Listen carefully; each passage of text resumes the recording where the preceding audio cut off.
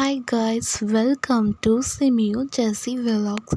இன்றைக்கி நம்ம குட்டி பர்த்டே செலிப்ரேஷன் தாங்க பார்க்க போகிறோம். இந்த க்ரீன் கலர் ஃப்ராக் போட்டுட்ருக்க மேடமுக்கு தான் பர்த்டே. நாங்கள் போட்ட உடனே மேடமுக்கு செம்ம ஜாலியாகிடுச்சு. சரி வந்தது தான் வந்தோம், நம்மளும் குட்டீஸோடு விளையாடலான்ட்டு கொஞ்ச நேரம் எங்கள் ஹஸ்பண்ட் விளையாடிட்டு பார்த்தா வீடே மணக்கிற அளவுக்கு பிரியாணி வாசனை. எங்கே செய்கிறாங்கன்னு பார்த்தா பின்னாடி பக்கம். சரி வந்துட்டோம், கொஞ்ச நேரம் நின்று பிரியாணி செய்கிறதையும் பார்க்கலான்னு பார்த்தா அது நல்லா காரசாரம் ஆந்திரா சைடு பிரியாணி மாதிரி நல்லாவே பார்க்க கலர்ஃபுல்லாக இருந்துச்சு. சரி நம்ம ரொம்ப நேரம் நின்று பிரியாணி முடிச்சு பார்த்துருந்தா பிரியாணி நல்லா இல்லைன்னா நம்ம பேர் சொல்ல போகிறாங்கன்ட்டு, சரி நீங்கள் செய்யுங்கப்பா நான் ஓரமாக போகிறேன்னு சொல்லிட்டு போகலான்னு பார்க்கறதுக்குள்ளே அரிசி போட்டாங்க. சரி என்ன அரிசின்னு பார்த்தா சீரக சம்பா அரிசி. அதுக்கப்புறம் ஒரு லெமன் புழிஞ்சி நல்லா கலரி விட்டுட்டே இருந்தாங்க. அதுக்கப்புறம் புதினா இலையை மேலே தூவிட்டு வாழை இலையை வச்சு நல்லா மூடினாங்க.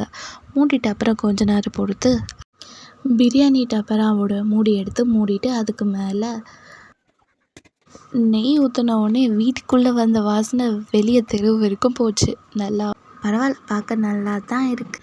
பிரியாணிக்கு அப்புறம் ஏதோ குறையுதேன்னு பார்த்தா ஆமாம்ல, இன்னும் கேக்கு வரல. அதுக்குள்ளே நமக்கு பசி எடுக்குதேன்னு சரி கேக் எடுத்து வெளியே வச்சாச்சு.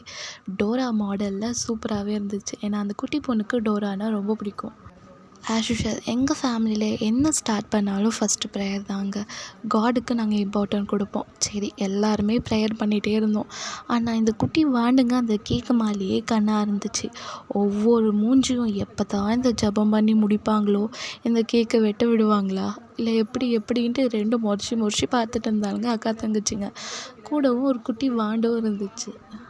போங்கப்பா இவங்க முடிக்கிற மாதிரி இல்லைன்ட்டு நிறைய பேர் வெளிநடப்பும் செய்ய ஆரம்பிச்சிட்டாங்க. சரி கொஞ்ச நேரம் பொறுத்து பார்த்து பர்த்டே கேர்ளுக்கு தூக்கமே வந்துடுச்சு. கேக்கை வெட்ட சொன்னால் கேக்கு வெட்ட மாட்டேன்னு சொல்லி அம்மா கிட்டே போயிட்டா. சரி நீ வெட்டலன்னா பரவாயில்ல, அம்மா நானே வெட்டுறேன்னு சொல்லிட்டு அவங்க அம்மா கேக்கு வெட்டி எல்லாருக்கும் சப்ளை பண்ணாங்க. சரி மேடம் கேக்கே வெட்டல, கிஃப்ட்டு கொடுக்க வேணாம் நினச்சா இல்லைன்னு கிஃப்ட்டு தாங்க நான் கிஃப்ட்டை பிரிக்கிறேன்னு சொல்கிறா. சரி அவங்க அண்ணா அவளுக்கு ஒரு கிஃப்ட் வாங்கிட்டு வந்துட்டு கொடுத்தாங்க. சரி அதையும் பிரித்து அவள் என்ஜாய் பண்ணான். பாவங்க அந்த டெடி பேர் கிஃப்ட்டு வாய் இருந்தால் ஆடுறோம். இவங்க 3 பேர்கிட்டையும் மாட்டி முழிக்குது.